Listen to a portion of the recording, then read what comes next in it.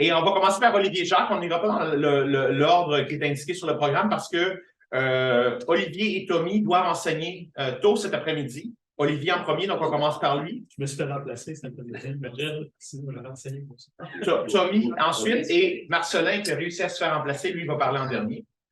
Ah, voilà. Bon, voilà. Et les premiers sont un jour les derniers, je suppose. Et donc, on commence avec Olivier Jacques de l'École de santé publique de l'Université de Montréal. Les idéaux déchus de l'atteinte de l'équilibre fiscal. Ça semble déprimant comme titre. Ah, c'est pas déçu. Le Dream Crusher, c'est ça que je fais dans la vie. Je t'explique pourquoi les choses ne fonctionnent pas. 20 minutes, ça passe. C'est ça, c'est le Marcelin a le privilège du professeur titulaire, agrégé, donc nous n'avons agrégé, titulaire, pardon, que nous n'avons pas en tant que professeurs adjoints qui ne peuvent ne pas être présents à leur cours. Donc, je vous remercie d'être là. Alors, je passe rapidement sur le premier graphique parce que je sais que Marcelin va vous parler en détail de la commission Séguin sur le déséquilibre fiscal de 2002. On avait des projections qui avaient été faites par la commission Séguin sur les soldes budgétaires projetés du gouvernement du Québec et du gouvernement canadien, du gouvernement fédéral. Et ce qu'on observait en 2002, c'était que bon, le Québec était dans une situation de déficit structurel à moyen terme, alors que le gouvernement fédéral était dans une situation de surplus structurel à long terme. Or, ce qui s'est produit, ce qu'on observe maintenant, c'est les projections à partir d'aujourd'hui. Mais ce qu'on observe, c'est que, encore une fois, la situation fiscale à moyen terme du gouvernement fédéral est projetée sur des surplus, une réduction de la dette publique, alors que la dette publique des provinces est projetée comme étant à peu près insoutenable à moyen terme. Donc, 20 ans plus tard, on est dans une situation similaire. Pourquoi est-ce que c'est si difficile de régler les problèmes de déséquilibre fiscal dans la Fédération canadienne? C'est la question qui nous intéresse aujourd'hui. Alors, le plan, on va rapidement définir le déséquilibre fiscal. Ensuite, présenter deux solutions idéales typiques au déséquilibre fiscal qui sont associées avec la gauche et la droite. Donc, on va présenter la solution néolibérale et la solution social-démocrate. Je vais vous démontrer que ces solutions-là sont non seulement théoriques, mais sont aussi ancrées dans les systèmes de partis au Canada et dans l'opinion publique. Puis, je vais réfléchir avec vous à pourquoi est-ce que ces solutions ne sont pas atteintes, présentant trois raisons. Puis ensuite, on va réfléchir aux conséquences de gouverner selon ces conceptions du fédéralisme fiscal sans régler le déséquilibre fiscal. Alors, définition du déséquilibre fiscal rapidement. Je reprends la même définition que la commission Séguin sur le déséquilibre fiscal, c'est-à-dire il y a déséquilibre fiscal lorsque les structures fiscales existantes entraînent une différence structurelle entre les déficits et les surplus budgétaires de deux ordres de gouvernement. Donc, une définition qui est différente de la définition classique qui va être simplement l'écart entre les revenus autonomes et les dépenses des gouvernements subnationaux, écart qui est comblé par les transferts. Donc, si on prend la définition classique, le niveau de transferts intergouvernementaux peut en fait mesurer le déséquilibre fiscal. C'est un peu particulier comme manière de mesurer. Moi, je considère que la définition de la commission Séguin, c'est une bonne définition parce que l'idée, c'est que ce qui est important, c'est que le fédéralisme fiscal garantisse la soutenabilité à moyen terme des finances publiques des deux ordres de gouvernement. Autrement, le gouvernement qui a la meilleure situation fiscale des deux risque d'usurper les pouvoirs de l'autre. Parce que, on le sait, la règle d'or du fédéralisme fiscal, c'est que celui qui a l'or fait la règle. Donc, c'est important d'avoir une espèce d'équilibre. Alors, on peut définir deux perspectives du fédéralisme fiscal. D'abord, la perspective néolibérale va viser le gold standard, c'est le market preserving federalism. On cherche finalement à centraliser la protection des droits de propriété et la réglementation du commerce. Donc, par exemple, limiter les barrières tarifaires entre les unités infranationales, tout en décentralisant la redistribution et la réglementation. Le but, en fait, c'est de réduire le rôle du gouvernement fédéral dans la redistribution et la régulation en vue de mettre les gouvernements infranationaux en concurrence pour attirer capitaux et main-d'œuvre, ce qui vise à créer une forme de nivellement par le bas, race to bottom, pour finalement contraindre la taille de l'État, contraindre le pouvoir du Léviathan. On veut favoriser le libre marché, contraindre la taille de l'État interventionniste. Et ça va donc être plus efficient, en théorie. Et donc, on va limiter les transferts intergouvernementaux parce que les transferts intergouvernementaux vont inciter les gouvernements finalement à dépenser de manière extravagante parce qu'ils se disent, ben, c'est les contribuables des autres provinces qui payent pour ma dépense. Donc, on veut limiter les transferts intergouvernementaux. Et c'est une position qui a été promue, par exemple, par le Parti conservateur du Canada sous le gouvernement Harper, qui a été au pouvoir au Canada de 2006 à 2015. On a une solution au déséquilibre fiscal dans cette perspective-là, qui est, on va essayer de régler le déséquilibre fiscal en suivant nos objectifs de gouvernance, c'est-à-dire qu'on va réduire les impôts fédéraux pour que les provinces puissent, si elles le désirent, occuper elles-mêmes l'espace fiscal. Et la baisse des impôts fédéraux va être financée par une baisse des transferts intergouvernementaux et une réduction des dépenses publiques fédérales. Les impacts que ça a, c'est une réduction de la redistribution entre les provinces, parce que moins on a d'impôts fédéraux et de transferts, moins on a de redistribution nécessairement. C'est une relation plutôt comptable, puisqu'il y a une forme d'inégalité entre les provinces. Ça va augmenter l'autonomie des provinces. Donc, on a clairement un trade-off égalité-autonomie ici. Et on va finalement viser une décentralisation de la fédération. Donc, c'était la solution qui était appuyée par la commission Séguin. Parce que la commission Séguin mettait de l'avant l'idée de l'autonomie des provinces, qui était la valeur cardinale qu'elle cherchait à respecter, bien que la commission Séguin savait que, surtout à l'époque, le Québec était considérablement plus pauvre que la moyenne canadienne, voulait augmenter la péréquation pour compenser cette perte de redistribution. Mais reste que si on veut l'autonomie des provinces, on veut la solution néolibérale. C'est là que ce n'est pas nécessairement associé à la gauche et à la droite, les solutions au déséquilibre fiscal. Perspective social-démocrate du fédéralisme fiscal va, plutôt que de mettre de l'avant l'autonomie, va mettre de l'avant la solidarité et l'égalité entre provinces et entre citoyens.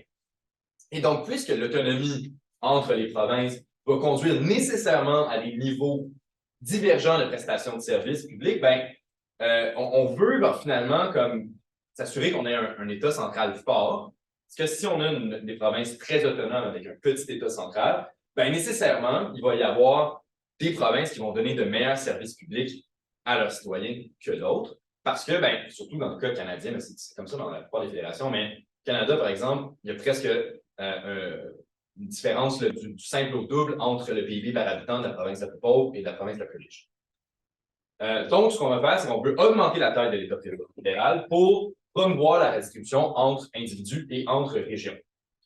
Et l'idée, c'est qu'on ne veut pas nécessairement que les provinces ou les unités infranationales n'aient pas d'autonomie. On veut, en fait, promouvoir leur autonomie politique effective en limitant les formes néfastes de concurrence politique comme le nivellement par le bas. Donc, alors que la solution néolibérale veut mettre les unités en compétition pour les forcer à baisser les impôts, la solution social-démocrate va en fait limiter la compétition des unités infranationales pour s'assurer qu'elles puissent ne pas subir de nivellement par le bas en matière de fiscalité ou de réglementation. Donc, le fédéralisme social-démocrate va promouvoir la centralisation de la redistribution en vue de limiter la concurrence interjuridictionnelle. Et c'est une position qui est promue par le gouvernement Trudeau actuel, qui est une version relativement progressiste, plutôt à gauche, en fait, du Parti libéral du Canada, et par le Nouveau Parti démocratique, qui est le parti de gauche au Canada. La solution social-démocrate au déséquilibre fiscal, vous la voyez déjà, c'est on va augmenter les transferts intergouvernementaux et on va les assortir de conditions pour s'assurer que lorsqu'on hausse les transferts intergouvernementaux, les provinces vont effectivement dépenser l'argent en santé, par exemple, ou en services sociaux, plutôt que de baisser les impôts. Parce qu'on s'entend que les transferts sans condition, les provinces peuvent prendre de l'argent et baisser les impôts. Et on veut surtout maintenir la capacité fiscale du gouvernement fédéral. On ne veut pas réduire les impôts fédéraux, on veut maintenir la capacité du gouvernement fédéral de lui-même dépenser et redistribuer la richesse entre les individus. Impact, on va réduire l'écart entre les dépenses et les revenus autonomes des provinces grâce à ces transferts-là. Et on va donc permettre aux provinces de fournir des programmes sociaux généreux elles-mêmes. Ça augmente la redistribution entre les provinces, parce qu'il y a un État fédéral plus grand qui taxe davantage les individus plus riches dans les provinces plus riches et redonne de l'argent à tout le monde ou aux individus plus pauvres. Donc, il y a plus de redistribution. Et ça mène à une centralisation de la fédération. Parce que le gouvernement fédéral est plus importants et les transferts sont conditionnels. Ça a été appuyé par une commission qui a eu lieu en même temps que la commission sur les déséquilibres fiscaux, qui est la commission Romano sur l'avenir des soins de santé, qui proposait finalement à peu près ça. Donc, c'est des perspectives qui sont cohérentes avec deux visions du monde. C'est une petite démonstration empirique que j'ai faite dans l'article que j'ai écrit pour la présentation ici. Ça se reflète dans l'opinion publique canadienne. J'ai mis des questions de sondage dans le sondage de la Confédération de demain qui a été fait par la firme Environics, qui est un sondage sur l'attitude des Canadiens par rapport au fédéralisme fédéral, s'ils ont des opinions sur cette question, on peut en débattre. Mais ce qui est bien, c'est qu'on a 5000 répondants. On est en mesure de comparer les provinces. Daniel et moi, on a écrit quelques articles là-dessus. Donc, on assume que les gens ont une opinion qui a du sens. Et donc, on s'intéresse à 3 questions ici. C'est l'appui envers le niveau de transferts fédéraux, même si on fait réfléchir aux répondants que les transferts ont des coûts. L'appui envers l'imposition de conditions fédérales en contrepartie pour ces transferts, et l'appui envers la centralisation de la fédération. En résumé, ce qu'on observe, c'est que les électeurs de droite ne veulent pas payer pour une hausse de transfert, donc veulent en fait pas de hausse de transfert, veulent des transferts inconditionnels et une fédération décentralisée, alors que les électeurs de gauche veulent des transferts conditionnels, acceptent de payer pour et veulent une fédération plus centralisée. Donc, ce qui est intéressant, c'est que cette vision théorique du fédéralisme fiscal est reflétée par l'opinion publique, probablement parce qu'elle est promue par des partis et les gens ont tendance à suivre les partis politiques quand ils se font des opinions, surtout sur des sujets assez complexes comme le fédéralisme fiscal. Donc, rapidement, je vais demander aux gens, bon, est-ce que vous voulez plus de transferts en santé? Évidemment, tout le monde dit oui. Tout le monde veut plus de transferts pour financer les soins de santé, transferts intergouvernementaux. Mais on a dit aux gens, bon, ben, est-ce que vous voulez plus de transferts intergouvernementaux en santé, même si ça implique une hausse d'impôts, ou même si ça implique une hausse du déficit, pour refléter un peu les contraintes fiscales auxquelles les décideurs fédéraux font face. Et on voit clairement que lorsqu'on ne met pas de contraintes fiscales, l'appui est extrêmement élevé, tout le monde veut plus de transferts, mais on voit clairement que les électeurs du Parti conservateur du Canada ont un appui beaucoup plus faible lorsqu'on leur dit qu'il faut qu'ils payent pour les transferts. Et ce qu'on observe, c'est que les électeurs du Parti néo-démocrate vont moins, par exemple, baisser leur appui au transfert lorsqu'on leur dit qu'il faut payer pour. Et c'est la même chose si on utilise une échelle d'autopositionnement gauche-droite. On observe la même situation où lorsqu'on est à droite et qu'on se fait dire qu'il faut payer les impôts pour les transferts, on ne veut pas vraiment payer pour les transferts. Ensuite, j'ai demandé, est-ce que vous voulez des transferts, est-ce que vous voulez que les transferts en santé qui augmentent soient assortis de conditions nationales, c'est-à-dire le gouvernement fédéral dit, voici un standard national que vous devez atteindre, sinon vous ne recevez pas de transfert, ou chaque province peut décider de ce qu'elle fait avec l'argent. On observe clairement, les électeurs du Bloc québécois, qui est un parti indépendantiste, nécessairement veulent des transferts sans conditions. Ils sont cohérents avec leur parti. Ils sont quand même une partie des électeurs du Bloc qui veulent des conditions. Donc, on voit qu'il y a des gens qui ne comprennent pas la question, c'est normal. Mais ce qu'on voit, c'est que clairement, les électeurs du Parti conservateur ont plus de chances de vouloir des transferts sans conditions et les électeurs néo-démocrates veulent des transferts avec conditions. C'est intéressant, le gouvernement fédéral canadien, en ce moment, est une alliance entre les libéraux et les néo-démocrates. Les libéraux sont plus 50-50. Et on a demandé, une question assez simple là, que les gens ont probablement mieux comprise, qui est, est-ce que vous voulez que le fédéral s'occupe de plus de choses ou le provincial s'occupe de plus de choses? Décentralisation, centralisation. Encore une fois, on voit clairement, la droite et le Bloc québécois sont alliés pour la décentralisation. Et la plupart des gens veulent la décentralisation. C'est quand même la position de défaut. Mais on voit clairement qu'il y a un appui plus élevé chez les électeurs du Parti libéral et du Parti néo-démocrate, contrairement aux autres. C'est comme ça qu'on doit le voir. Donc, c'est des visions qui sont cohérentes. Ensuite, rapidement. C'est des solutions qui n'ont pas été implantées. Donc, malgré le fait que l'opinion publique appuie ces solutions, ça n'a pas été implanté. Ici, là, ça a mal sorti un peu sur ça. C'était plus beau sur mon ordi. Donc, le gouvernement fédéral a eu des surplus de 1997 à 2007, mais ne les a pas dépensés à résoudre le déséquilibre fiscal. Il a plutôt réduit ses revenus. C'est ce qu'on voit ici. Ça, c'est les revenus fédéraux. Ça, c'est les revenus provinciaux. Les revenus fédéraux diminuent. Les revenus provinciaux sont à peu près constants. Donc, on n'a pas la solution néolibérale qui est implantée de on réduit les taxes fédérales et les provinces prennent l'espace fiscal. En fait, on a juste vu une réduction des taxes fédérales, pas une augmentation des impôts provinciaux. Et ici, on a les transferts. Ça, c'est les transferts ici. Les transferts n'augmentent pas. Finalement, la fédération est dans un équilibre de faible transfert depuis que les programmes à coût partagé ont été éliminés à partir de 1977. Maintenant, c'est des transferts en bloc, généralement sans condition. Les transferts n'augmentent pas. Donc, la solution social-démocrate n'est pas implantée. Ici, j'ai mis les dépenses de santé selon l'OCDE. Ben, les transferts n'augmentent pas. Les transferts doivent servir à financer la santé. C'est le plus gros transfert au Canada. Mais les dépenses de santé augmentent.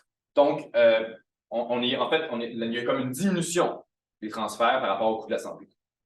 Donc, les solutions ne sont pas implantées. Pourquoi? Je pense qu'on va devoir conclure sur pourquoi les solutions ne sont pas implantées. Trois arguments. D'abord, chacune des deux solutions vont impliquer un coût politique pour un ordre de gouvernement et un gain pour l'autre ordre. Et au Canada, on est dans une fédération qui est compétitive, qui n'est pas collaborative. Donc, on n'est pas capable de faire des réformes qui impliquent un coût pour un et un gain pour l'autre. Parce qu'il y a une compétition entre les deux ordres de gouvernement, il n'y a pas de coopération. Si on fait la solution social-démocrate, en fait, on a un coût pour le fédéral et un gain pour les provinces. Parce que ce qu'on va observer, c'est que le gouvernement fédéral va augmenter les transferts, ça va lui coûter de l'argent, il va devoir faire des déficits, augmenter les impôts, mais il ne va pas recevoir de bénéfices vraiment, parce que c'est les provinces qui vont recevoir l'argent et qui vont pouvoir la dépenser. Je ne pense pas que on peut assumer que les électeurs canadiens ne comprennent pas très, très bien comment les transferts fonctionnent, de sorte que le gain fédéral est petit par rapport au coût fiscal qui va être encouru. On s'attend à ce que si le fédéral augmente les transferts, ben, l'opposition, par exemple, va dire ben là, vous faites des déficits, vous taxez les gens, c'est épouvantable.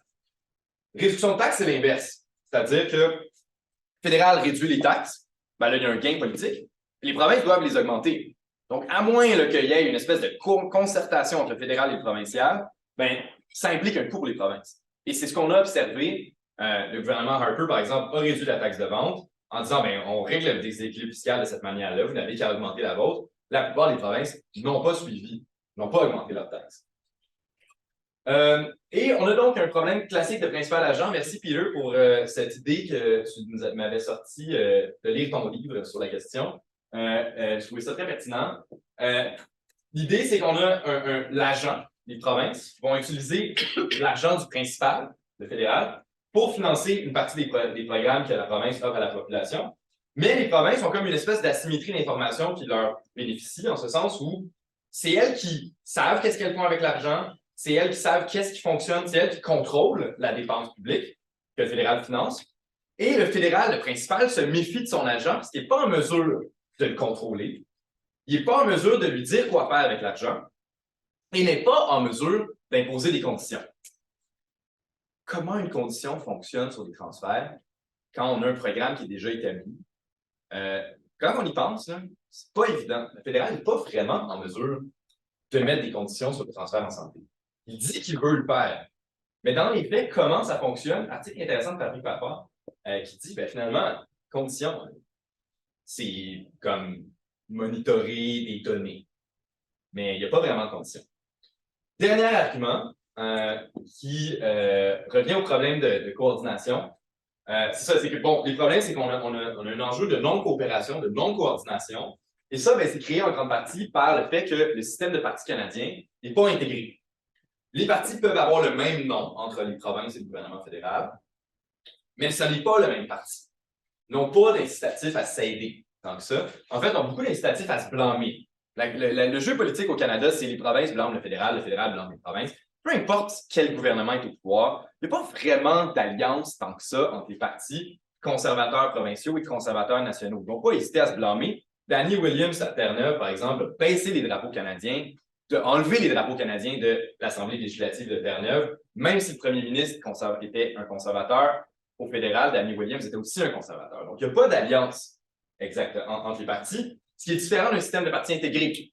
Aux États-Unis, par exemple, les démocrates sont les mêmes entre les deux niveaux. Et généralement, on a une progression de carrière. Vous commencez comme politicien au niveau municipal pour les démocrates, vous devenez élu à l'Assemblée législative de l'État, etc., pour progresser vers le niveau fédéral. Alors, ce n'est pas le cas au Canada.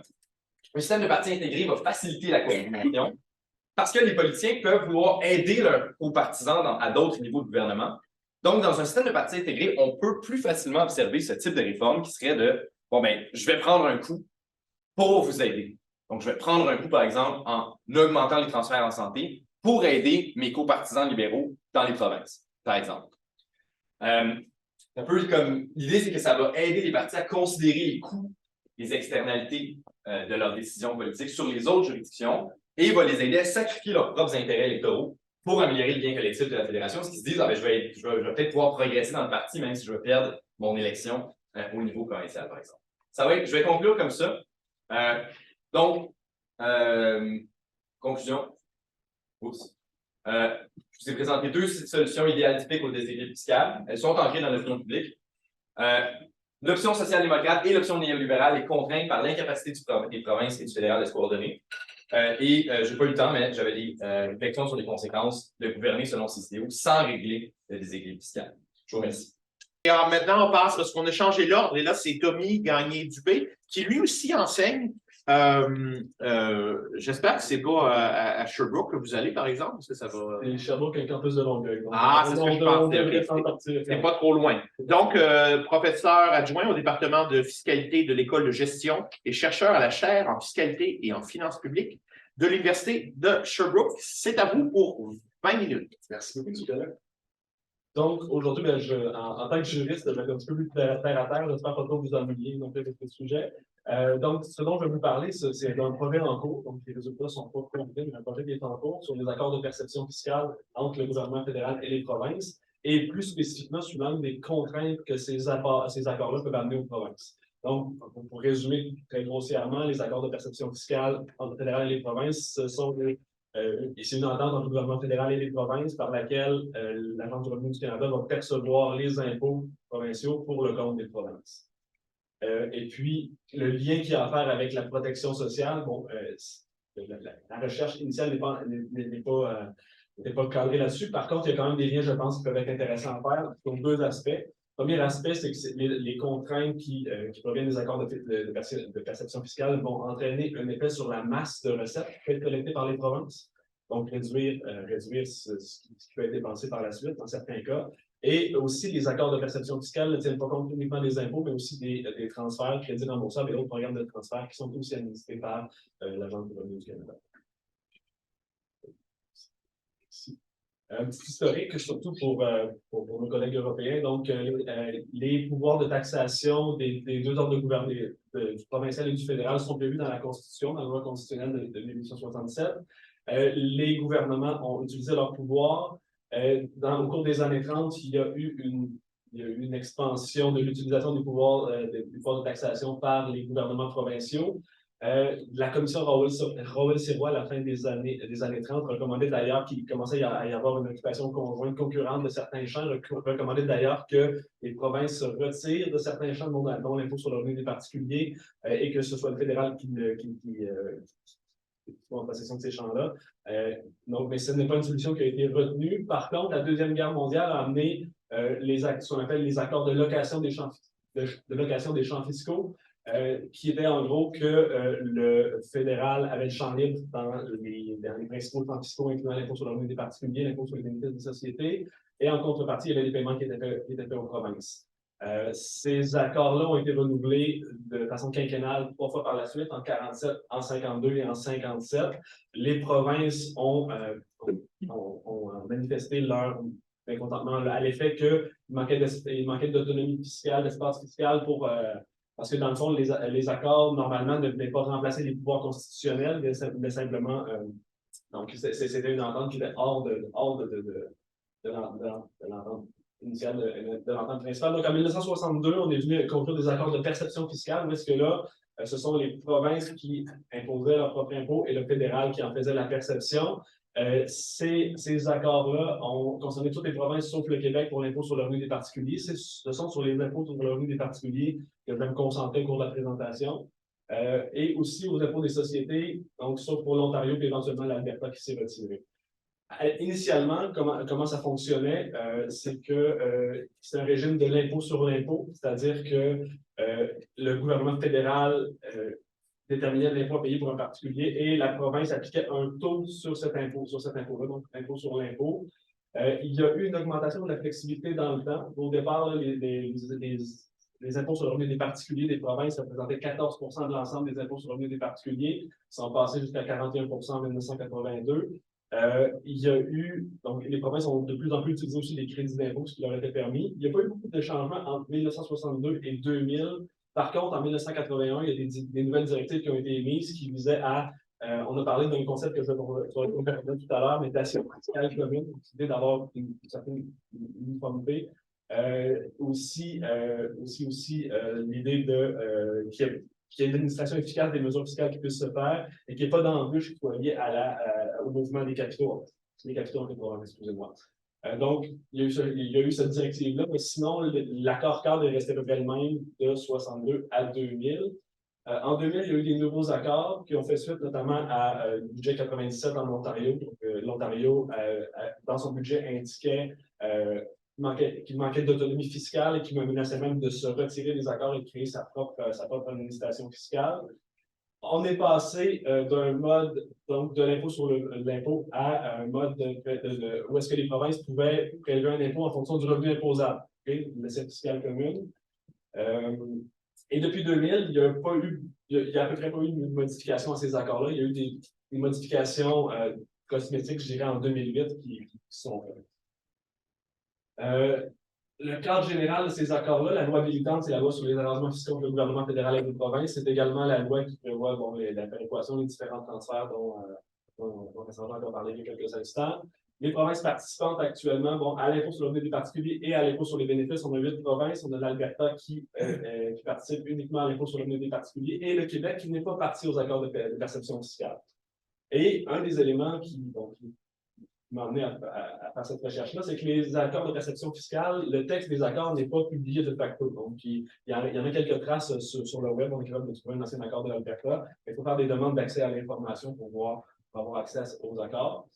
Le contexte politique récent en lien avec les accords de perception fiscale, donc de 2000 jusqu'à aujourd'hui, jusqu'aux 5 dernières années, quand on regarde dans les débats dans les différents parlements provinciaux et quand on regarde dans les journaux aussi, il n'y a pas beaucoup de mention des accords de perception fiscale. Ce n'est pas un sujet qui enflamme le public. Mais récemment, au cours des 5 dernières années, puis particulièrement dans la dernière année, c'est revenu à l'avant-plan. Donc, en Alberta, il y a une première ministre élue qui dans son ancien parti, mais aussi dans le cadre de réflexion plus globale en Alberta, qui a remis en question ces accords de perception fiscale-là. Et tout récemment, en novembre dernier, la Saskatchewan a déposé un projet de loi qui visait à créer une agence du revenu de la Saskatchewan pour l'impôt des sociétés. Donc, l'étape suivante, si ça se matérialise, ce serait de percevoir l'impôt des sociétés de la Saskatchewan. Le projet de recherche qui est en cours, c'est un projet juridique à la base qui était l'analyse du spectre des accords de perception fiscale, des accords initiaux, mais aussi des modifications fréquentes qui ont été faites et des communications entre les différents ministères des Finances. La méthodologie, j'ai fait une demande d'accès à l'information en 2018 pour l'ensemble des documents, des communications qui avaient eu lieu entre le ministère des Finances provinciaux et fédéraux en lien avec les accords de perception fiscale et les textes des accords pour la période que j'ai reçus qui sont en cours d'analyse, donc un bloc de 1200 pages à peu près. J'ai aussi fait des demandes auprès pour la période 2018 à 2021, mais pour laquelle je n'ai pas encore les documents. Et puis, ainsi de suite, il y a d'autres demandes en cours et des recherches complémentaires dans les différents journaux des assemblées, des différents parlements et des commissions. Premier constat qui apparaît par rapport aux accords de perception fiscale, c'est qu'ils sont à peu près identiques pour chacune des provinces. Pourquoi? Ben, notamment parce qu'il y a une certaine logique de ne pas avoir des accords qui se distinguent pas d'une province à l'autre pour garder une uniformité. C'est ça l'objectif, un des objectifs initiaux derrière les accords. Mais il y a une clause dans les accords qui est la clause de la province la plus favorisée. Donc, s'il y avait une province qui négociait un accord plus favorable avec le fédéral, à ce moment-là, toutes les autres provinces pourraient en bénéficier. C'est le point 18 des accords. Je vous disais au départ, je vais essayer d'axer ma présentation sur les contraintes qui restent dans les accords actuels pour les provinces. Donc, la principale et la première contrainte, c'est celle de l'assiette fiscale commune. Donc, l'assiette fiscale commune qui est définie dans les accords est là pour effet d'avoir une forte harmonisation des régimes fiscaux des provinces. Donc, les régimes sont très harmonisés. Et puis, donc, elle est définie à 2.1. Qu'est-ce que c'est? J'ai mis seulement le début de la définition, mais c'est poursuivre, mais l'essentiel est là. C'est que les provinces doivent avoir le même revenu imposable que celui qui est prévu dans la loi fédérale. Donc, ce qui va avoir deux effets. Le premier effet, c'est que les modifications qui sont proposées par le fédéral vont être imposées aux provinces. Je vous en donne un exemple à la prochaine diapositive. Et aussi que certaines modifications provinciales vont connaître des limites. On n'aura pas toute la flexibilité requise dans les modifications provinciales qu'on veut faire. Donc, un exemple de ça, en 2007, le gouvernement fédéral a introduit le fractionnement de revenus de pension. Ce que c'est le fractionnement de revenus de pension, c'est que un conjoint peut fractionner ses revenus de pension et les faire imposer entre les mains de son conjoint, si je résume très rapidement. Donc, le coût actuel de la dépense fiscale il est de 1,8 milliard. Et comme cette mécanique-là se produit avant, dans la déclaration d'impôt, avant le calcul du revenu imposable, à ce moment-là, les provinces n'ont pas l'option de ne pas l'utiliser. Une fois que ce mécanisme est appliqué au fédéral, une province qui est partie à un accord de perception fiscale doit l'appliquer aussi. Le coût de cette dépense fiscale-là en 2022 était de 1,8 milliard au fédéral seulement. Donc, on peut présumer qu'il y a un coût important aussi pour les différentes provinces que je n'ai pas encore calculé, mais qui est en cours. Donc, la décision fédérale est venue amputer les budgets, les recettes fiscales des différentes provinces d'un montant important. Toutes les provinces ont dû s'harmoniser, sauf une, sauf le Québec, qui n'est pas parti aux accords de perception fiscale. Il peut quand même harmoniser au départ. Par contre, quelques années plus tard, en 2014-2015, il a fait une modification, il est venu imposer un âge minimum pour faire ce fractionnement-là. Donc, une modification que les autres provinces n'auraient pas pu faire. Il y a un problème d'équité qui avait été constaté. Des éléments. Et puis, aussi, une autre contrainte qui est liée à l'assiette fiscale commune, c'est que, par exemple, dans l'exemple ici du crédit pour frais de garde de l'Ontario, le Québec n'étant pas parti aux accords de perception fiscale, il y a une certaine complexité parce que la façon dont les frais de garde fonctionnent, il y a une déduction dans la déclaration fédérale et il y a un crédit d'impôt dans la déclaration provinciale. Dans les autres provinces, la déduction fédérale va automatiquement s'appliquer aux provinces. Par contre, l'Ontario, voulant bonifier ce régime-là, a aussi introduit un crédit d'impôt pour frais de garde, mais comme il y a déjà la déduction qui s'applique à l'intérieur de la déclaration, le crédit, une plus grande complexité à calculer, va s'appliquer et on va tenir compte de la déduction pour frais de garde dans le calcul du crédit. Donc, on a une complexité ajoutée. Je vais vite un petit peu parce que je vois que le temps file. Sinon, toujours dans l'assiette fiscale commune, mais qui s'applique davantage au transfert, il y a une limitation de la concurrence entre les provinces. Donc, il ne faut pas qu'un crédit d'impôt ou qu'un transfert vienne modifier l'assiette fiscale commune. Il ne faut pas non plus qu'elle soit de nature, on voit à la fin ici, à accorder un traitement fiscal préférentiel à la sortie d'une exigence d'implantation de facteurs dans la province. Donc, on ne veut pas que le fédéral, par les accords de perception fiscale, interdisent à ce qu'il y ait un programme qui soit administré par le fédéral et qui fait qu'il va y avoir de la migration entre les provinces. Donc, une des conditions, c'est une migration d'une province à l'autre. Donc, et il ne doit pas y avoir la mesure fiscale, elle doit être conforme aux exigences internationales du Canada. C'est l'élément ici. Donc, l'assiette fiscale commune est un débat actuellement qui a cours aussi, qui n'est pas lié au particulier, mais qui est dans la même veine, qui est pour ça, c'est la même logique qui s'applique. Il y a une réflexion fédérale par rapport au régime de propriété intellectuelle. Donc, à savoir, est-ce qu'on y va par le biais d'une déduction, est-ce qu'on y va par le biais d'un crédit? Si on y va par le biais d'une déduction, à ce moment-là, ça sera imposé à toutes les provinces, à l'exception d'Alberta et du Québec. Il y a des changements. Et si c'est dépendant de la teneur, ça pourrait avoir pour effet de faire basculer l'IP-Box québécois en bas des règles internationales. Je m'écarte un petit peu, je passe au prochain sujet. Donc, deuxième contrainte qui se retrouve dans les accords de perception fiscale, ce sont les délais qui sont prévus, les préavis de modification. Donc, quand on veut modifier les accords de perception fiscale, il doit y avoir la modification, elle doit être annoncée, elle doit être demandée par le ministre des Finances provinciales au fédéral et par exemple, si on veut que la modification ait lieu au 1er janvier, elle doit être annoncée le 15 octobre, elle doit demander le 15 octobre, et si on veut qu'elle s'applique au 1er juillet, elle doit être demandée le 15 avril. Quel effet ça peut avoir concrètement? Un des exemples qu'on a vu dans les dernières années, c'est que le gouvernement provincial de l'Alberta, quand s'est fait élire en 2015, il avait prévu dans son cadre financier des revenus qui découlaient du changement du barème d'imposition de la province. Donc, on augmentait le barème d'imposition de la province pour l'année financière 2015-2016. Par contre, notamment, principalement en raison des délais qui étaient inclus dans les accords de perception fiscale, ils ont dû retarder le processus et donc le changement s'est opéré à partir de 2016. Néanmoins, quand on regarde, quand je regarde l'ensemble des communications entre les provinces et le fédéral, il y a une certaine flexibilité dans les délais. Dans les annexes, ils semblent avoir dépassé ces délais-là à quelques reprises, pas de plusieurs mois, mais de quelques semaines. Donc, il y a ça qui est à constater. Et un des éléments que j'ai hâte de voir avec les données qui vont être sur la période 2018-2021, c'est est-ce que ces délais-là ont aussi été respectés pendant la COVID pour les aides ponctuelles qui ont été gérées par le gouvernement fédéral, mais qui étaient des programmes provinciaux. Donc, est-ce que ces délais-là ont été respectés ou il y a une flexibilité? Quand je regarde le moment où les annonces ont été faites, puis le moment où est-ce que ça a été versé, ça ne semble pas avoir posé nécessairement de contraintes quand on regarde tout ce qui touche le coût de la vie.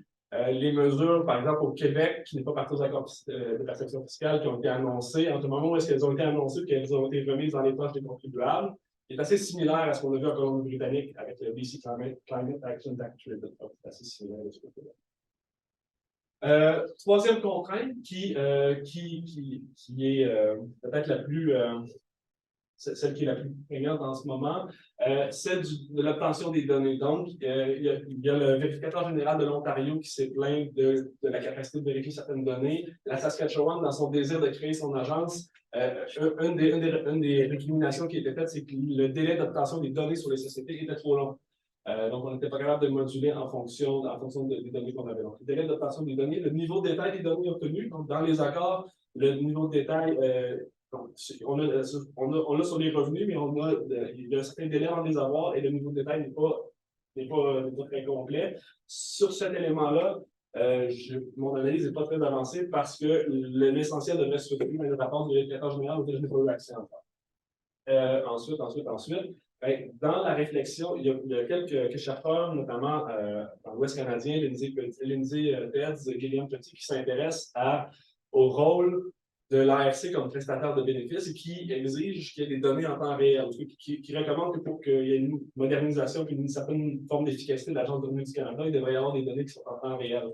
Le modèle des accords de perception fiscale à cet égard-là m'apparaît très lourd et ne m'apparaît pas adapté. Par contre, ce n'est pas nécessairement des éléments qui nécessitent de sortir des accords, ça demande simplement une modernisation des accords. Il faut voir ça comme un enjeu qui pourrait être égal à l'intérieur des accords. Une contrainte avec un point d'interrogation, les coûts administratifs. Les accords de perception fiscale prévoient les différents coûts administratifs pour les mesures qui sont administrées par le fédéral pour le compte des provinces. Donc, pour la majorité des crédits non remboursables, à partir du moment où est-ce que l'assiette fiscale, l'assiette du crédit est la même entre le fédéral et les provinces, il n'y a pas de coût. Ensuite, pour les programmes, il faut voir est-ce que les programmes d'impôt ont des critères communs, mais des taux différents. À ce moment-là, il pourrait y avoir un léger surcoût. Et si après ça, les programmes d'impôt, les programmes de transfert diffèrent substantiellement, ça entraîne une certaine complexité dans l'administration, à ce moment-là, on applique la méthode du coût différentiel. Donc, on va venir calculer réellement comment ça coûte prélever ou faire ce transfert-là, puis on va le charger aux provinces. Mais est-ce que c'est une contrainte? Pas nécessairement, parce que les coûts existaient, c'est administré par la province aussi, puis les coûts seraient peut-être, M. Vaillancourt serait sûrement beaucoup mieux en mesure que moi d'en parler, mais de voir est-ce que c'est plus que supérieur par la province, probablement.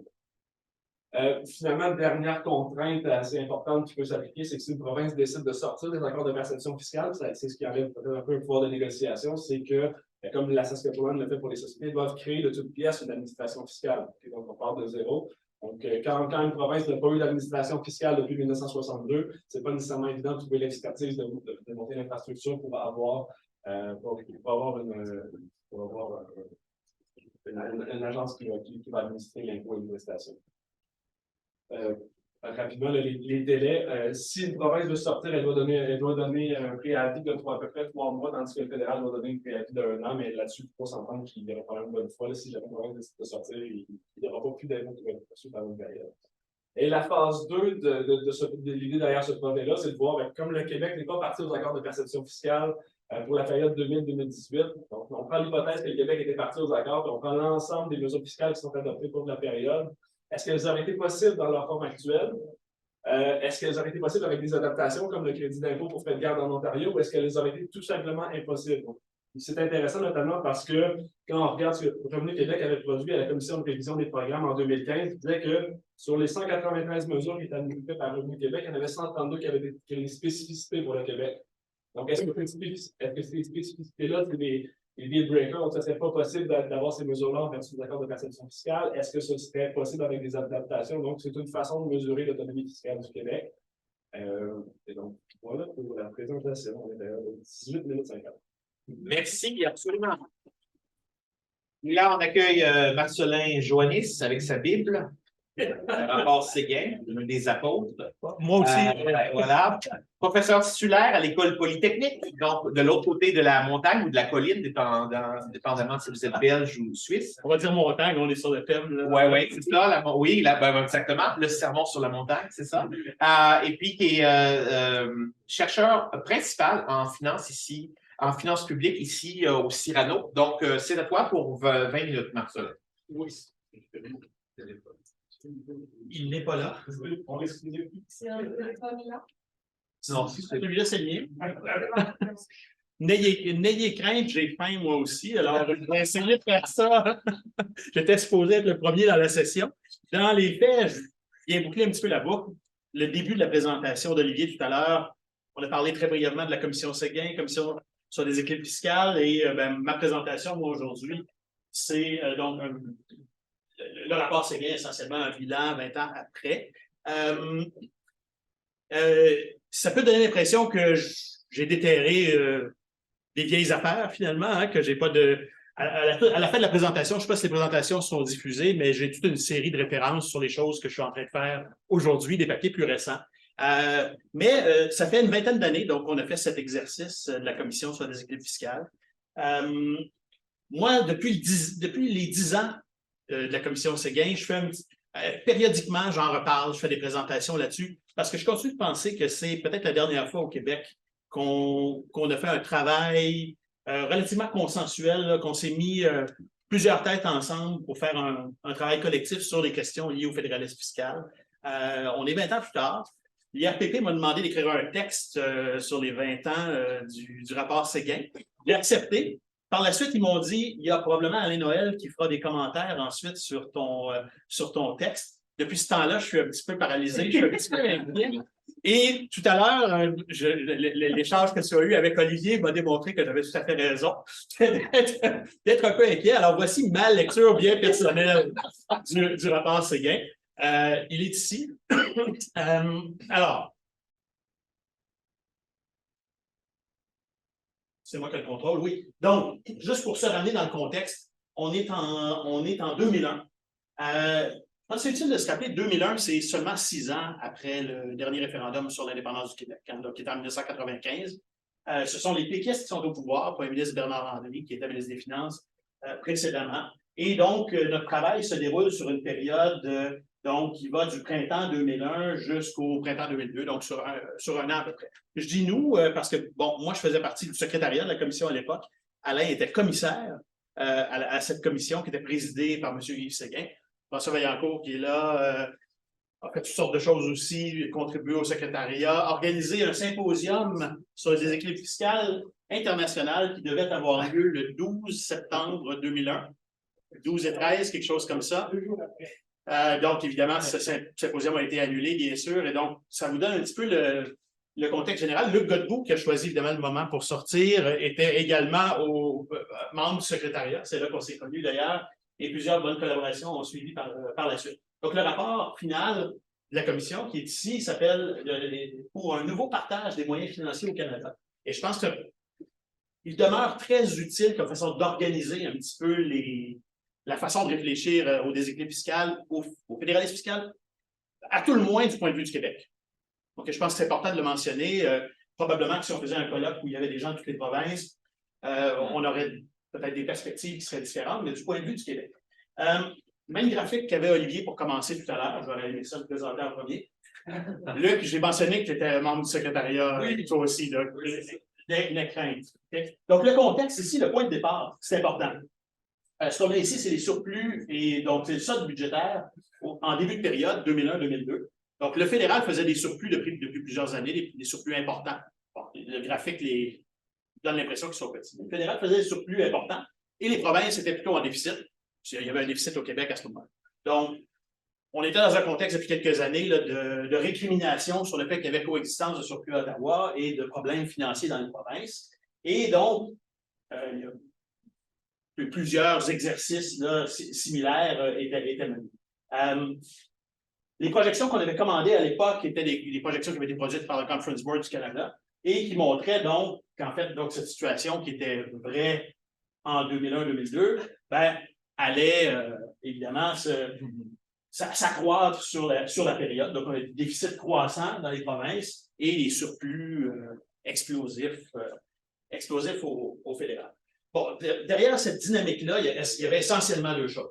Okay? Si je simplifie, là, il y a d'un côté les dépenses de santé qu'on projetait comme étant croissantes en lien avec le vieillissement de la population. Je ne sais pas si c'est moi qui ai fait ce graphique-là, c'est probablement un des moins bons graphiques que j'ai vus de toute ma carrière. Donc, quelque chose me laisse penser que c'est peut-être moi qui l'avais fait. Donc, on a d'un côté, évidemment, la dynamique des dépenses qui était essentiellement associée à la croissance des dépenses de santé.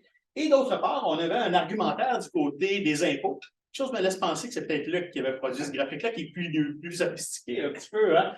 Et donc, on avait un argumentaire sur l'occupation effective des champs fiscaux et donc un constat que la répartition des champs fiscaux entre les deux niveaux de gouvernement était plutôt favorable au gouvernement fédéral et que c'était lié notamment à l'occupation effective du champ de l'impôt sur le revenu des particuliers.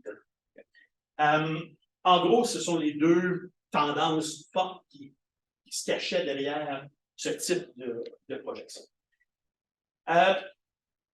Aujourd'hui, de quoi ça a l'air? Ben, les collègues du ministère des Finances du Québec qui sont représentés aujourd'hui ont commandé un exercice similaire avec les autres provinces, je pense. Donc, c'est le même graphique essentiellement produit 20 ans plus tard. À la différence près ici qu'on est sur l'ensemble des provinces et territoires plutôt que Québec, Québec versus Ottawa. Donc, première différence importante, c'est le point de départ, évidemment. Donc, le point de départ ici, c'est 2020-2021. Ce qu'on a, c'est un déficit fédéral très important lié à la crise sanitaire. Déficit également dans les provinces et territoires beaucoup plus petits. J'ai écrit ici, là, plus ça change, nonobstant le point de départ, lorsqu'on fait aujourd'hui encore ce type de projection, ben, la dynamique qu'il y avait derrière, elle est toujours valide. Et donc, ce qu'on a, ce sont des déficits croissants sur les 20 prochaines années pour les provinces et territoires et un gouvernement fédéral qui finit par revenir à l'équilibre, voire en surplus. Donc, essentiellement, malgré différences importantes au niveau du point de départ, la dynamique a comment je dirais, la vie dure, la coine dure, comme on dirait chez nous. Même chose, derrière ça, il y a toujours la dynamique des dépenses de santé. C'est essentiellement le facteur principal qui l'explique. Je ne suis pas en mesure, moi, dans ce que j'ai vu, l'argument qu'on faisait, nous, sur les impôts, je ne sais pas s'il joue encore aujourd'hui ou dans quelle mesure il joue aujourd'hui, quelque chose qu'on pourrait regarder. La conséquence de ça, lorsqu'on regardait sur les projections de dette publique, par exemple, donc ça, c'était notre version ici. Vous noterez ici là, que le code de couleur, le jaune ici, là, vient rappeler ici le jaune ici. Je suis daltonien. Donc, c'est le mieux que je peux faire. Donc, on avait évidemment donc, la conséquence, un croisement entre la dette fédérale projetée, son fardeau, et celle des provinces. On a la même histoire aujourd'hui. Ce n'est pas le même concept qui est représenté, ce n'est pas les mêmes niveaux, etc. Mais grosso modo, on a la même histoire. Alors, ça, c'est la première façon de parler du déséquilibre fiscal.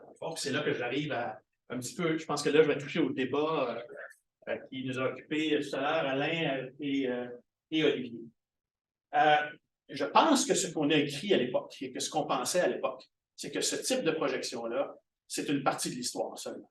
Ce que ça montre, c'est que ça montre finalement une manifestation, l'une des manifestations du déséquilibre fiscal, mais ce n'est pas l'ensemble du problème. Il est vrai que lorsqu'on relit, lorsqu'on fait l'exégèse, il est vrai qu'on dit ici, les notions d'équilibre fiscal et de solde budgétaire ne sont pas parfaitement équivalentes. On a tendance à dire qu'en fait, elles sont loin d'être équivalentes. Okay?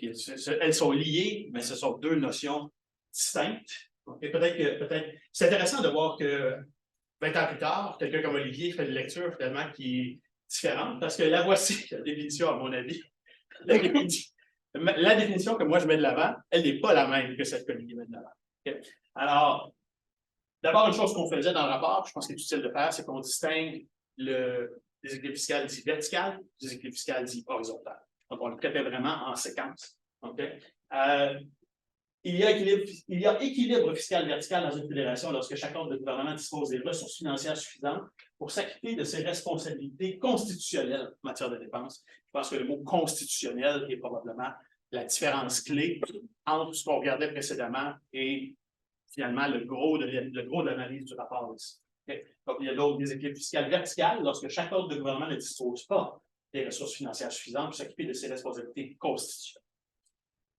On avait ce schéma, que j'ai toujours bien aimé. Je me demande si ce n'est pas moi qui avais fait la version initiale aussi, donc peut-être ça aide à s'en souvenir. Donc, essentiellement, hein, donc, l'équilibre fiscal, d'un côté le fédéral, de l'autre côté les provinces. On a les revenus autonomes de chaque côté, dont on soustrait les dépenses directes à l'intérieur des champs de compétences. Ça nous donne un écart fiscal, ça c'est standard dans la littérature, un écart fiscal qui est soit positif dans le cas du fédéral ou soit négatif dans le cas des provinces. Cet écart fiscal est comblé et corrigé par des transferts qui ramènent éventuellement l'écart la somme finalement à zéro, et c'est la notion d'équilibre fiscal. Donc ça, on avait ça dans le rapport.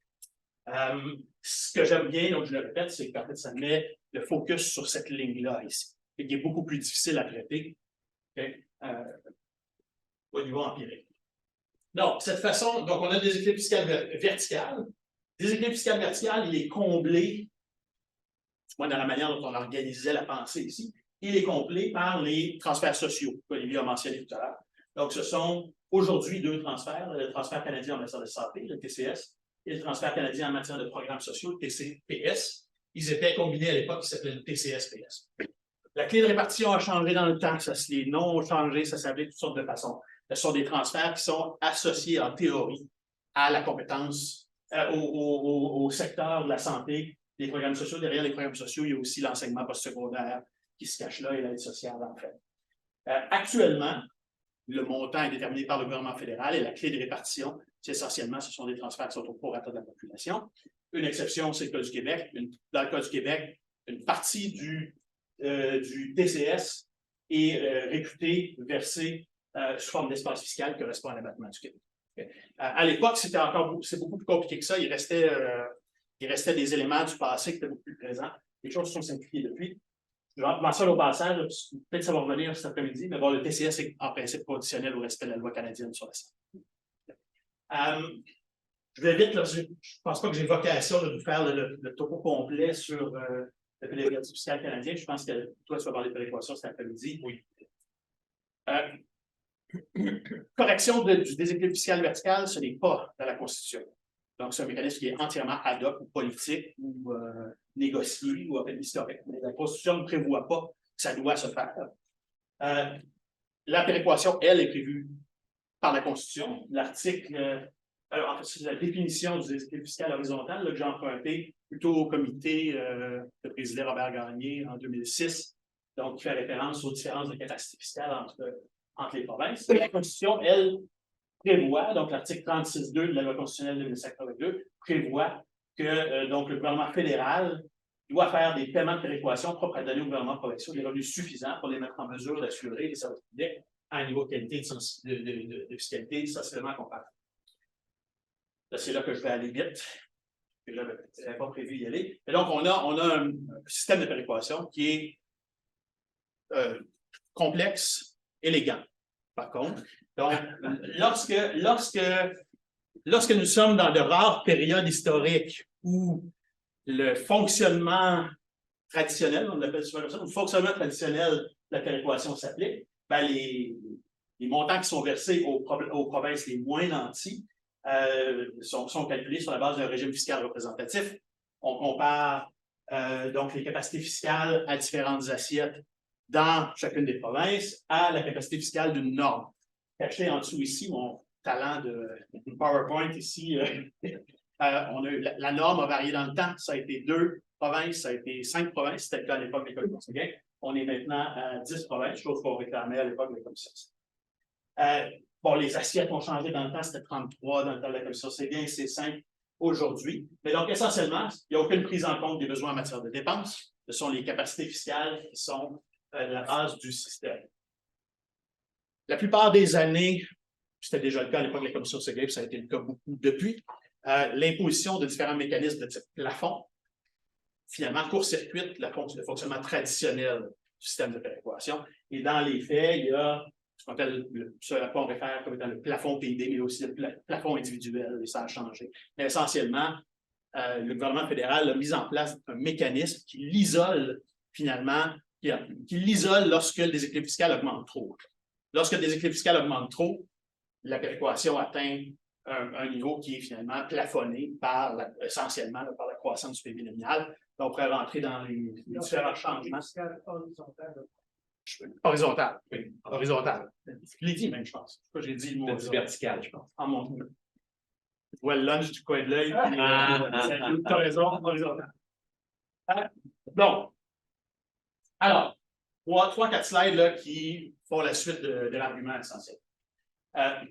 Essentiellement, ce qu'on fait par la suite dans le rapport, on analyse le système de transfert et on vient le comparer ou l'évaluer à l'aune de ce qu'on peut appeler des principes de l'équilibre fiscal. Là, ces principes-là, ils ne sont pas dans le rapport final. Je pense qu'on les avait dans un document de consultation précédent. Donc, un principe d'imputabilité, un principe de capacité fiscale et un principe de taux. Et on vient essentiellement poser un jugement, qui est non seulement quantitatif, mais qui est qualitatif aussi, sur la manière dont les transferts viennent combler l'écart fiscal, qu'il soit horizontal, l'écart fiscal vertical et le déséquilibre fiscal horizontal. Alors, mon résumé, là, c'est là que je regarde bien sûr Alain du point de l'œil, je suis sûr qu'on en discutera par la suite. Donc, mon résumé des constats de la commission. On constatait un écart fiscal croissant et insuffisamment comblé. Donc, les arrangements financiers intergouvernementaux actuels de l'époque limitaient la marge de manœuvre des provinces dans leur champ de compétences. Parfait. Il en résultait des besoins non couverts qui sont mis en évidence lorsque leur projet dans la ville est actuel définitif. Donc, écart fiscal croissant, ce qui avait comme conséquence, on insistait beaucoup sur les conséquences aussi du phénomène, ce qui vient limiter donc la capacité des provinces à remplir leurs responsabilités constitutionnelles. Transferts fédéraux inadéquats. Les transferts fédéraux sont trop souvent imprévisibles, soumis à l'arbitraire du gouvernement fédéral et assortis de conditions fédérales dans les champs de compétences des provinces. Donc, on critique cette notion, on critiquait. Cet état de fait rend hasardeuse la qualification budgétaire des provinces qui présente un déficit d'imputabilité et finalement un exercice inapproprié du pouvoir fédéral de dépenser qu'on mettait entre guillemets parce que le Québec ne reconnaît pas officiellement cette notion que le gouvernement fédéral peut dépenser dans les champs de compétences des provinces, dans les dépenses fédérales directes dans les champs de compétences du Québec effectuées en vertu d'un soi-disant pouvoir fédéral de dépenser, viole tel aussi les trois principes de l'équilibre fiscal. Je pense que ça, c'était l'essentiel de l'analyse de la commission. Les recommandations principales étaient, eu égard au déséquilibre fiscal vertical, nous proposions l'abolition des transferts sociaux, à l'époque l'abolition du TCSPS, et son remplacement par un transfert d'espace fiscal. Contrairement à ce que Olivier a dit tout à l'heure, nous n'étions pas aussi clairs à l'effet que ce transfert devait être à la taxe de vente. En fait, les deux scénarios étaient présentés. On présentait le scénario de la taxe de vente et le scénario de l'impôt sur le revenu des particuliers. Les deux assiettes étaient mentionnées dans la recommandation. Luc et moi avons toujours aujourd'hui une vision divergente sur l'assiette à favoriser. Déséquilibre fiscal horizontal, divers changements de péréquation visant le respect intégral du régime fiscal représentatif et toute une série de recommandations qui étaient plutôt sur le contexte institutionnel. Donc, des recommandations qui visaient à réduire l'arbitraire du gouvernement fédéral. Je vais aller tout de suite à celle-là. Qu'est-ce qu'on a fait depuis? Donc, est-ce qu'on s'est rapproché depuis 20 ans des recommandations de la commission ou est-ce qu'on s'en est éloigné? Là, c'est ma lecture à moi. J'aurais tendance à dire que pour l'essentiel, tout reste encore à faire. Donc, il y a eu très peu de progrès allant dans le sens des recommandations de la commission Séguin et qu'on peut voir comme étant quelque part le reflet des positions traditionnelles du Québec.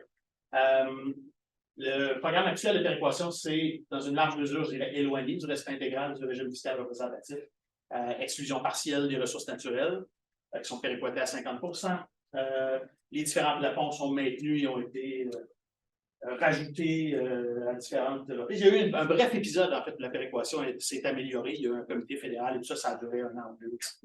On est retombé. L'unilatéralisme fédéral demeure. Donc, je dirais, pour moi, l'analyse de la commission demeure d'actualité. Globalement, peu de progrès.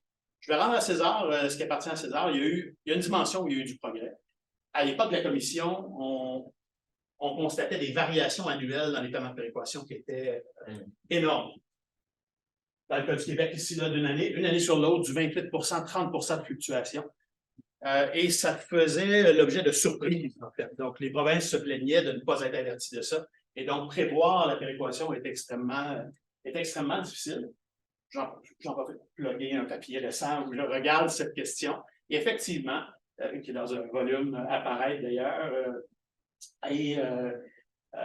la péréquation maintenant a un mécanisme de lissage et de retard qui fait en sorte qu'elle est beaucoup mieux prévue par les provinces aujourd'hui. Ce que je dis dans ce papier-là, c'est que ça ne règle pas, par exemple, un problème émergent. C'est que la péréquation reste fluctuante et donc difficile à prévoir lorsqu'on fait des projections budgétaires de moyen terme, qui sont ou de long terme, à fortiori, des projections budgétaires de moyen terme.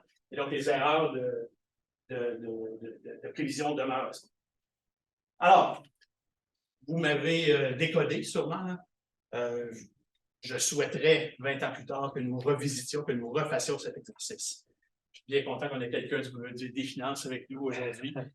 Essentiellement, le travail, à mon avis, il a résisté au test du temps, mais il doit être actualisé pour différentes raisons.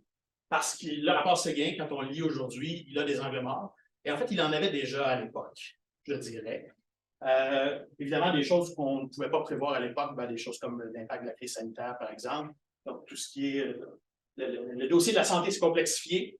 Okay? La question des changements climatiques également, qui est à voir. De façon, je pense, relativement controversée aujourd'hui, toute la question des municipalités, on l'avait mis de côté complètement. Au Canada, les municipalités sont des créatures des provinces, elles n'existent pas comme mode de gouvernement. Et je pense de façon se simplifier un peu la vie, finalement. Donc, toute la question des municipalités, des grandes villes en particulier, doit faire partie de la version actualisée. Les enjeux autochtones, les gouvernements autochtones, les territoires, évidemment, c'était un peu en dehors de notre focus. Et toute la question des ressources naturelles aussi. On en parlait très, très peu dans le rapport et ça a été une dominante des 20 années suivantes, particulièrement la dynamique des équilibres fiscales horizontales. Et j'ai ma diapo de conclusion. Daniel, et on pourra poursuivre la discussion autour du lunch, probablement. Je pose quelques questions. Je sais que le groupe ici a pour vocation de monter un agenda de recherche, un programme de recherche. Donc, est-il normal, faut-il que les finances publiques fédérales soient isolées des pressions financières liées à la volatilité des capacités fiscales provinciales? Ou est-ce que ce n'est pas là la fonction du gouvernement fédéral? Donc, autrement dit, lorsque le déséquilibre fiscal s'accroît, n'est-il pas normal que le coût de la péréquation augmente? Parce que c'est une question de recherche intéressante. Les arrangements fiscaux devraient-ils prendre en compte l'hétérogénéité entre les provinces dans les besoins en matière de dépenses? Si oui, comment? Et il y a eu différentes propositions qui ont été formulées ici. Je ne suis pas trop de cet avis, mais je pense que c'est une question qui peut être étudiée. Bien que soit en principe, le respect intégral du RFR semble politiquement difficile à appliquer au Canada. On aime le régime fiscal représentatif, on trouve que c'est élégant. Politiquement, on passe notre temps à lui mettre des bâtons dans les roues. Devrait-on, si on n'a pas accès au first best, considérer un second best, donc une péréquation qui serait plutôt axée sur une approche macro, par exemple, avec quelques indicateurs? Je pense que ça fait partie des choses qu'on devrait regarder. Et finalement, la question du cadre institutionnel pour intégrer explicitement les provinces au processus décisionnel, donc s'attaquer directement aux enjeux liés à l'arbitraire fédéral. Et là, je pose la question ici, est-ce que nous avons nos invités ici? Y a-t-il dans le monde des expériences dont on pourrait s'inspirer qui casseraient finalement cette logique qu'on a ici, où les arrangements financiers, finalement, fédéral-provincial sont imposés par le fédéral et je vais conclure là-dessus quelques petites lectures potentielles. Vous pouvez relire en ligne tous les documents liés à la commission Séguin. Je vais le faire. Merci beaucoup.